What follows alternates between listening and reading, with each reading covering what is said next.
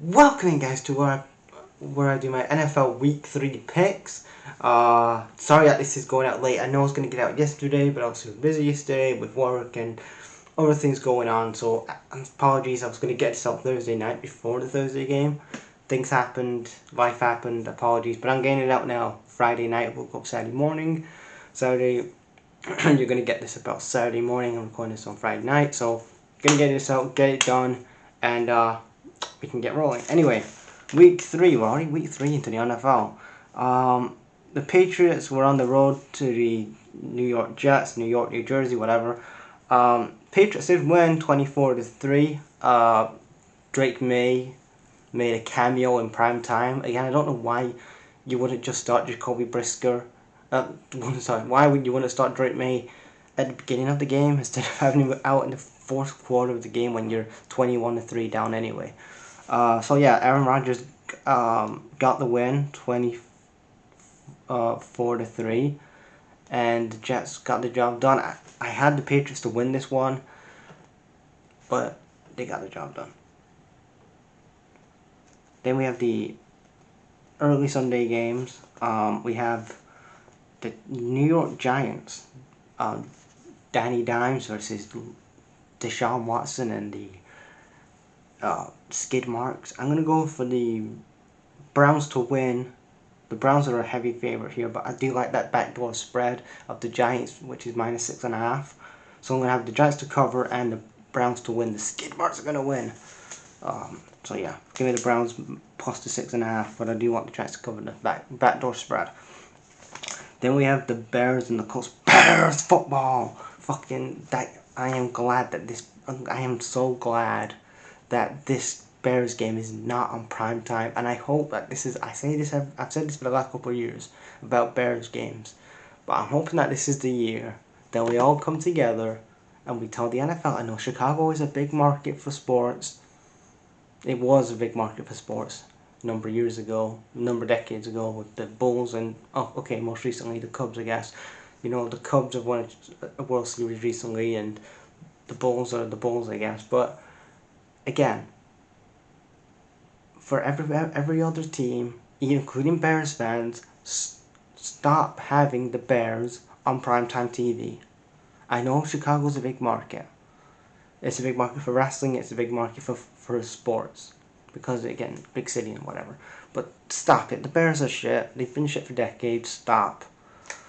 Again, do not keep putting people through this 3 hours of Bears football where they're running the ball, third and 10, halfback dime, running the ball, quarterback scream, all this bullshit. Stop it. Just stop it. You know, fucking gutless Gatsby and Wondering Waldron. Come on. Give it a rest. That was a big rant I just did. But yeah, give me the Colts here plus the 1.5. The Bears can cover the backdoor spread.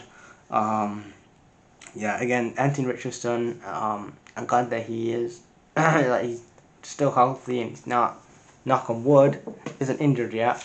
But again, Caleb Williams. Again, this has to work for Caleb Williams. He has to get over 4,000 passing yards, and with this offensive structure, especially with Shane Waldron as the offensive coordinator, you're not going to get it. But again, this has to work. This quarterback position has to work. There's no excuse for Eberflus anymore. There's no excuse for Ryan Poles. And Berson's like, oh, well, you know, give Poles a chance. No, Ryan Poles has done a lot to this draft, getting Montez Sweat.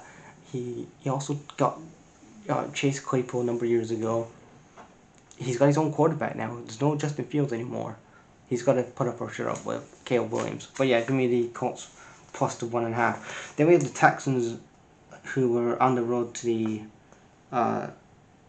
Vikings.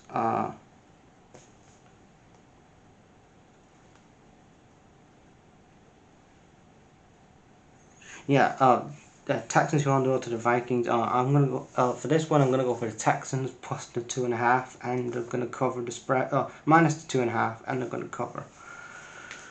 Then we have the Eagles, who are at the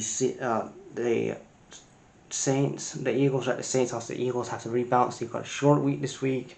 They have to bounce back from that defeat at home on Monday night. They're on the road this week for the Eagles. I'm going to go for the Eagles here to win, and then the Giants to cover the spread. Then we have the Chargers, Jim Harbaugh. You know, he's had a pretty good start back to the NFL, Jim Harbaugh. I'm going to go here for the Chargers to win. Again, this is kind of a team that you'll expect Mike Tomlin to absolutely fumble here and lose to. So I'm going to go with the Chargers -2. Then we have the Broncos Broncos on the road to the Buccaneers. I'm gonna go for the Buccaneers. The Buccaneers here.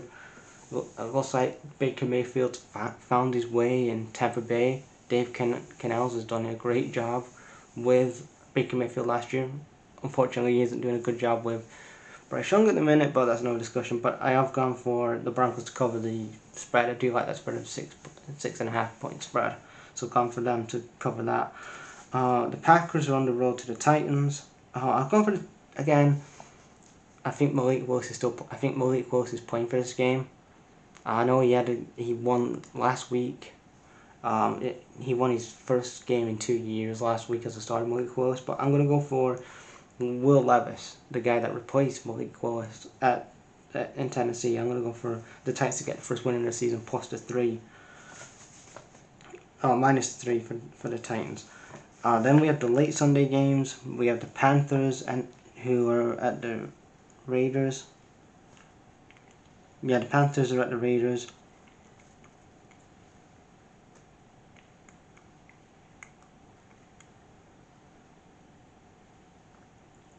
Yeah, we have the Panthers at the Raiders. I'm gonna go for the Raiders here plus the 3.5. The 3.5. Again, benching Bryce Young. Again, if you want to really rebuild this team, again, the team that they've had around them is just bad. But benching him for Andy Dalton is just, again, if you're in the tank mode, tank with Bryce Young. Are you going to win more? If you want to win more games, then that doesn't make sense for your overall draft. If you tank, obviously we all know that you can get some weapons around Bryce Young, maybe replace Bryce Young. You know, that's what I mean with Andy Dalton. Okay, you win a couple of games, then what? What's your strategy? Then we have the Dolphins against the Jags. I'm gonna go for the Dolphins here, plus the 5. Then we have the Lions and the Cardinals. Cardinals had a shutout last week. I'm gonna go for the Lions minus. I'm gonna go for the Cardinals plus the 3. The Ravens at the Cowboys.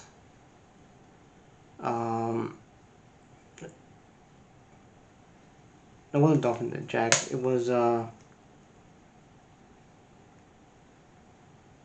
going for the Dolphins here plus the 5 on that one. Then we had the Ravens and the Cowboys going at it. I'm gonna go for the Ravens here, minus the 1 for the win. I know they're 0-2, but I think they're gonna bounce back in week 3.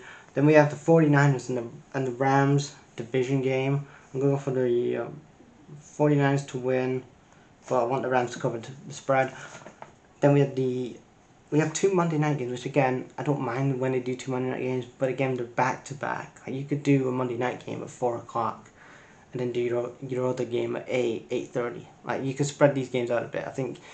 I like what they're doing here in the NFL, but you're again gonna burn out your audience. But I've gone for the Chiefs to win, but I want the Falcons to cover the spread, and I've gone for the 49ers to win, but I want the Rams to cover the backdoor spread. Then we have the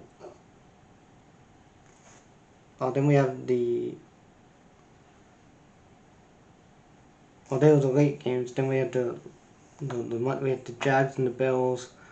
5. I've gone for the Bills here to win, minus 5.5. And then we have the Bengals and the Commanders. I've gone for the Bengals to win, plus the 8. And that are my picks for week 3.